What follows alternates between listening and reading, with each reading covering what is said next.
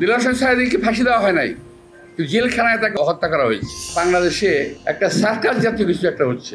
হামিদ সাহেব লুঙ্গি পরুক, গেঞ্জি পরুক আর ল্যাংটা হয়ে যাক, ভিআইপি ঢুকলো কিভাবে? আমার সরকার বলে কিছু জানি না। 7-8টি হত্যাকাণ্ড যেগুলো হয়েছে, যেগুলো নাকি অলমোস্ট জুডিশিয়ারি কিলিং, যে আমাদের ইসলামিক নেতা হতে পারে, বাট তাদেরকে ফাঁসি দেওয়া হয়েছে জেলখানায়। আমাদের সালাদুল গাজীকে ফাঁসি দেওয়া হয়েছে। পিন্টুকে ফাঁসি দেওয়া হয় নাই, কিন্তু তাকে হত্যা করা হয়েছে। সবগুলি হত্যাকাণ্ড। দিলওয়ার হোসেন সাঈদীকে ফাঁসি দেওয়া হয় নাই, কিন্তু জেলখানায় তাকে হত্যা করা হয়েছে। আজকে আমি সবচেয়ে প্রথম সেই হত্যাকাণ্ডগুলোর বিচার চাচ্ছি। প্রথম পিন্টুর হত্যাকাণ্ডের বিচার করতে হবে।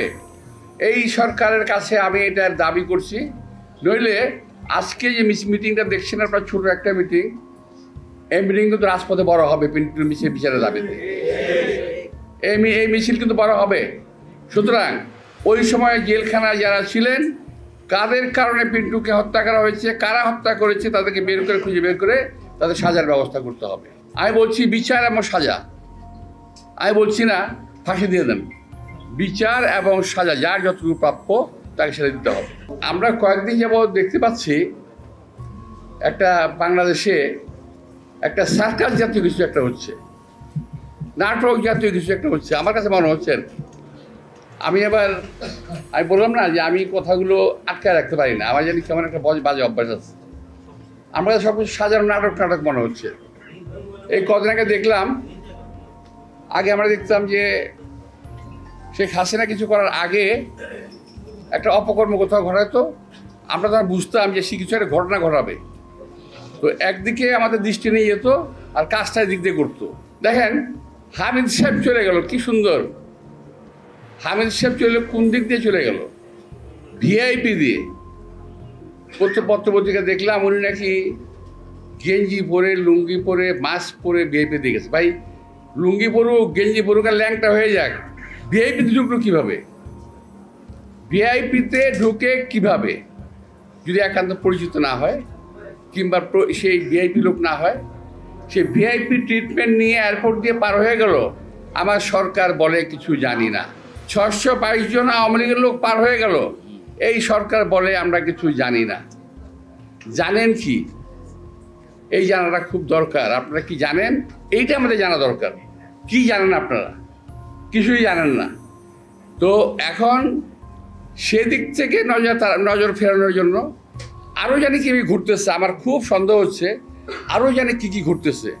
নইলে শাহবাগের এই নাটক কেন হঠাৎ করে? যে শাহবাগ আপনারা বন্ধ করেছেন, যে শাহবাগের এই এলাকাতে, এই সমস্ত এলাকাতে মিছিল মিটিং করা যাবে না, সেখানে সরকারের পৃষ্ঠপোষকতায় সরকারের দল এনসিপির লোকেরা ওখানে মিছিল মিটিং করে কিভাবে? আওয়ামী লীগ নিষিদ্ধ করতে হবে। তো আওয়ামী লীগ নিষিদ্ধ করতে না করছে কে ভাই? কে না করছে? বিএনপি না করছে? খুব চেষ্টা করছে চালানোর জন্য। বিএনপি নাকি আওয়ামী লীগকে কী করতে চায়? পুনর্বাসিত করতে চায়। আমাকে বড় ঠেকা পড়ে গেছে ভাই, বিএনপির আওয়ামী লীগের পুনর্বাসিত করতে বড় ঠেকা পড়ে গেছে। জীবন থেকে আমাদের 17 থেকে 18 বছর আমাদের নিয়ে গেছে। পরিবার পরিজন থেকে বিচ্ছিন্ন হয়েছি, স্বাস্থ্যহানি করেছে। আমাদের পরিবার পরিজন কেউ সুস্থভাবে বেঁচে থাকতে পারে নাই। এখানে যারা আছে, একটি কর্মীও তার বাড়িতে 17 বছর ঘুমাতে পারেনি শান্তি। আর সেই আওয়ামী লীগের সঙ্গে আমরা করব, ওদেরকে আমরা আবার প্রতিপালন করব, আবার ওদেরকে পুনর্বাসন করব। এটা হলো যারা বিএনপিকে জেলাস করে, অর্থাৎ দেখতে পারে না, পছন্দ করে না, যাদের অজনপ্রিয় একটি দল, এরা গোষ্ঠী, এরা বিএনপিকে কালার করার চেষ্টা করতেছে। 24শে এপ্রিল পরিষ্কার ভাষায় বক্তব্য রেখেছিলাম। আমি আপনাদেরকে শোনাই কি বক্তব্য রেখেছিলাম। বিএনপি আওয়ামী লীগকে পুনর্বাসিত করার চেষ্টা করতেছে। আরে ভাই, আরে ভাই, 17 বছর এদের যন্ত্রণায় পাগল হয়ে গেছি। পরিবার পরিজন সহ অশান্তিতে ভুগেছি, অসুস্থ হয়ে পড়েছি, অকালে মৃত্যু হয়ে গেছি। তো যাই হোক, আমি সাক্ষী রাখলাম এই কারণে যে যারা আজকে বলে যে বিএনপি পুনর্বাসিত করতে চায়, তারা আসলে দেশ এবং জাতির শত্রু। কারণ বিএনপি একমাত্র আছে বাংলাদেশকে এখন বিদেশি শত্রুর হাত থেকে রক্ষা করার জন্য। যে কোনো বিদেশি প্রভুদের হাত থেকে রক্ষা করার জন্য একমাত্র দল বিএনপি আছে, বাংলাদেশে আর কোনো দল নাই। যদি থাকতো তারা আজকে আওয়াজ উঠাতো সচিবালয়ের ভিতরে আওয়ামী লীগের নেতা কর্মীরা কি করে, আওয়ামী লীগের সচিবরা বিএনপি সচিবালয়ের ভিতরে কি করে এখন পর্যন্ত। যাদের এখন জেলখানায় থাকার কথা তারা এখন সচিবের দায়িত্ব পালন করতেছে। ওরা আওয়ামী লীগের আমাদের সচিব ছিল, এখনো সচিব, অথচ আমাদের সময় যারা সচিব ছিল, যারা এখন রিটায়ারমেন্টে যায় নাই, তাদের সব বাতিল করে দিচ্ছে। এখন আরও শুরু হয়েছে, প্রশাসনে বিভিন্ন এলাকাতে পরিবর্তন শুরু হয়ে গেছে। কে কে বিএনপি কোথায় আছে, হয় বিএনপি বাতিল করে কমপক্ষে জামাত দিতে হবে, জামাত না হলে আওয়ামী লীগ দিতে হবে। আপনারা খেয়াল করে দেখবেন, থানা, পুলিশ, কোর্ট, কাছারি, সচিবালয়ের ভিতরে এই কর্মকাণ্ডগুলো শুরু হয়ে গেছে। বিএনপিকে রাখা যাবে না।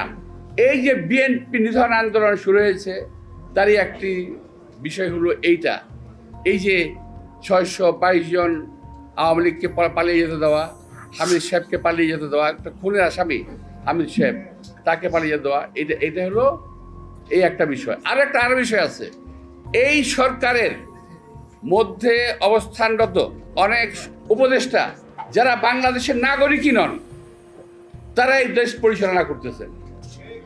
এখান থেকে নজর ফিরিয়ে নেওয়া। আমার মনে হয় যে আমরা দেশের মানুষের শাসনে নাই, আমরা ঔপনিবেশিক শোষণে আমরা আছি।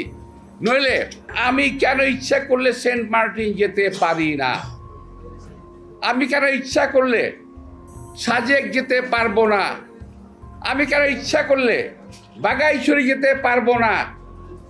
আমি একটু এই সরকারের কাছ থেকে জানতে চাই, আমরা কি কোনো পরাধীন রাষ্ট্রে বসবাস করি? আমাদের কি সেন্ট মার্টিন, বাগাইছড়ি কিংবা সাজেক যেতে পাসপোর্ট ভিসা লাগবে?